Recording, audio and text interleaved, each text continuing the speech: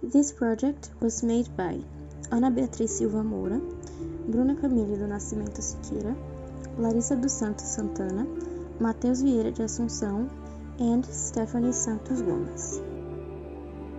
Mark Baptiste Flea and Mark Inés. How little that which thou deniest me is. It sucked me first, and now sucks thee, and in this flea our two bloods mingled be. Thou knowest that this cannot be said, a sin nor shame nor loss of maidenhead. Yet this enjoys before it woo, and pampered swells with one blood made of two, and this, alas, is more than we would do. Oh, stay, 3 lives in one flea spare, where we almost, nay, more than married are. This flea is you and I, and this our marriage bed and marriage temple is. Though parents grudge and you were met and cloistered in these living walls of jet, though use make you apt to kill me, let not to that self-murder added be, and sacrilege 3 sins in killing 3. Cruel and sudden hast thou sins, purple thy nail in blood of innocence, wherein could this flea guilty be, except in that drop which is sucked from thee? Yet thou triumphest and saidst that thou find'st not thyself nor me the weaker now. This true, then learn how false fears be.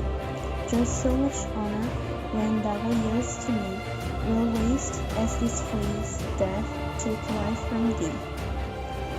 In the poem, a man attempts to seduce a woman by the use of highly ingenious and sophistical reasoning. Basically, his argument is that losing her virginity will be no more damaging to her than being beaten by a flea. A particularly engaging feature of the poem is its resemblance to a miniature play. It has 2 characters, dramatic conflict, implied dialogue, though we hear only one speaker, and stage action. The action, indicated by its stage directions embodied in the dialogue, takes place before and between the stanza. For the first stanza, a flea has bitten the young man and then has jumped to the young woman and begun to bite her. The young man sees an opportunity and seizes it. He points to the flea and remarks that it has innocently mingled their bloods within itself, which is no more than sexual intercourse does, according to the Renaissance belief. And yet is more than she will allow them. When he says more than we would do, he means, of course, more than she would do, for he is eager to do it.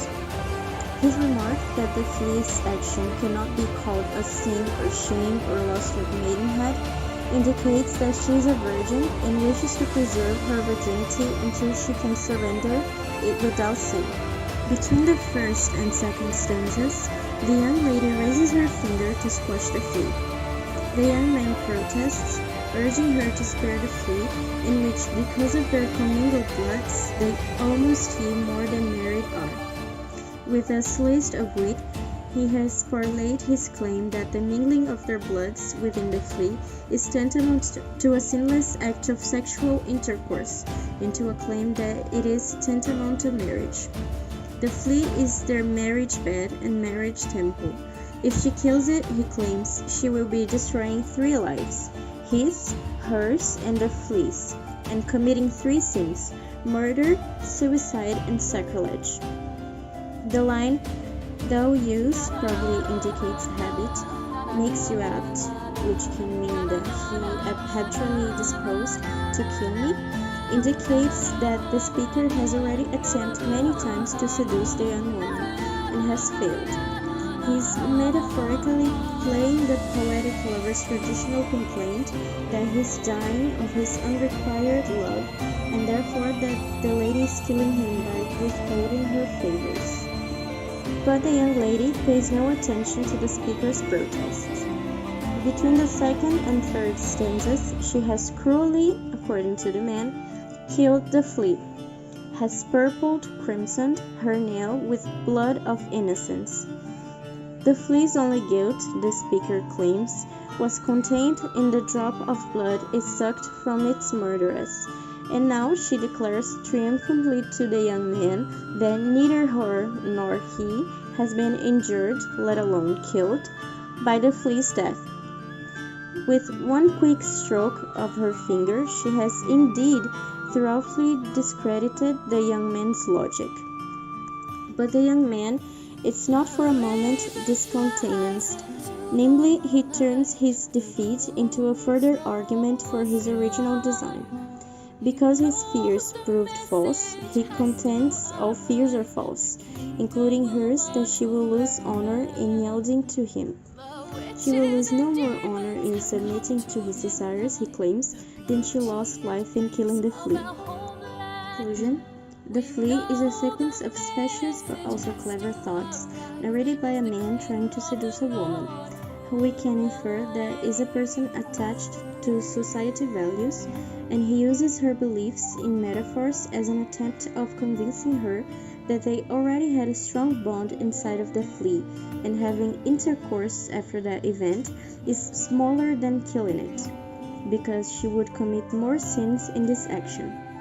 By the end, it is safe to deduce that it didn't work, owing to the fact that she killed the flea, his efforts failed. With that, we can get in touch with Don's most remarkable characteristics, his religious background as a cleric, but at the same time his unsubmission to its principles.